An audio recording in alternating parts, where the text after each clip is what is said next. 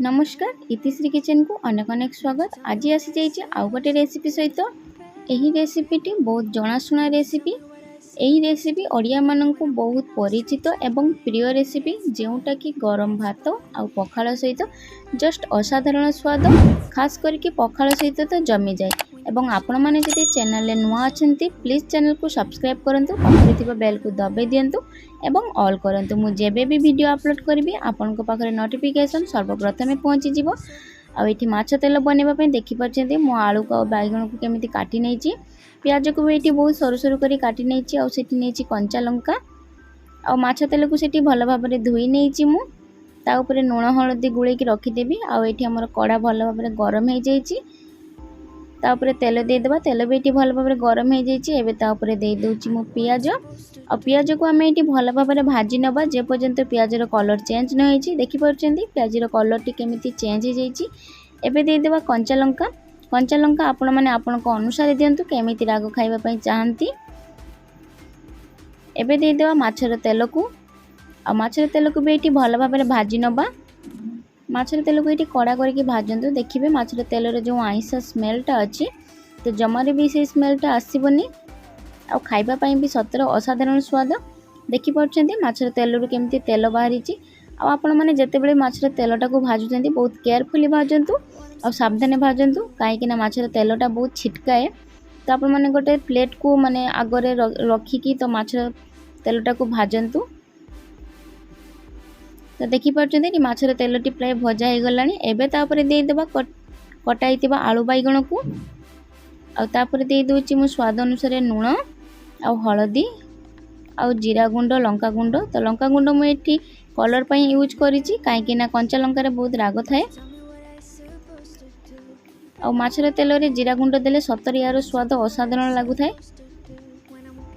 आको ये भल भाव में गुड़े नवा। देखिपारे माछर तेल को मुझे बहुत कड़ा करके भाजी नहीं।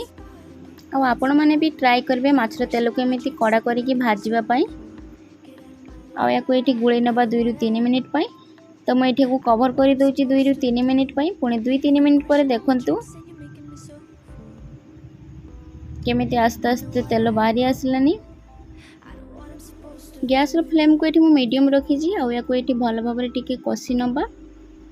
तो ये माछर तेल आलू को बिना कभर में भल भाव में कषि नेबी 2 ରୁ 3 मिनिट पर। देखिपारे ये आलू बैगण माछर तेल केमिति भल भाव में कषा हो जाइए। यही उपाय आपण माने थरे माछर तेल को बनवाई चेष्टा करूँ। आ भल लगे मतामत जनातु। तो ये मो मीडियम फ्लेम रे कषि नहीं। कषि नवा पर मुझे दे दूची 1 कप पानी। आको ये गुड़े नेबी एमती।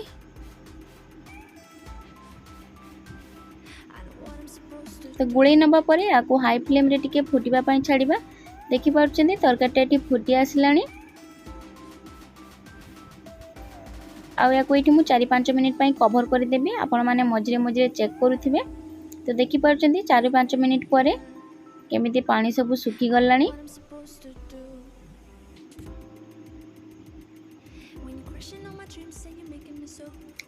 या ऊपर पानी सब सुखी गला। आ तेल सब बाहरी आसी। देखिपारे आलू भी ये भल भाव में सीझी जाइए।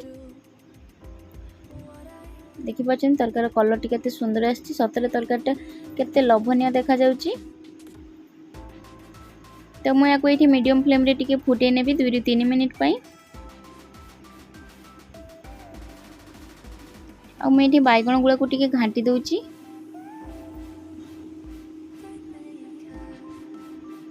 देखिपारे तरकारी पूरा पानीटा सुखी जाइए। एबे या ऊपर देदेबा गरम मसला। गरम मसला ये बिल्कुल भी ऑप्शनल, आपण माने चाहिए दे पारंती। आको ये टिके गुड़े नवा भल भाव में। देखिपारे आमर रेसिपीटे पूरा प्रस्तुत हो जाइए। आबे मुझे गोटे प्लेट को बाहर कर नौची। देखिपारे तरकारीटा केते सुंदर देखा जाउची। तो आपण मैंने फुल वीडियो वॉच करिथिबारु आपण मानकु बहुत बहुत धन्यवाद। आपण मैंने जदि मो चैनल ने नुआ अछंती प्लीज चैनल टी को सब्सक्राइब करबा को जमारे भी भूलिबेनी। आउ जदि वीडियोटी भल लगी थाए ताले वीडियो को लाइक कमेंट शेयर सब्सक्राइब करबा को जमारे भी भूलिबेनी। तो पुणी देखा आउ गोटे नुआ रेसिपी सहित। वीडियोटी भल लगे like comment share and subscribe.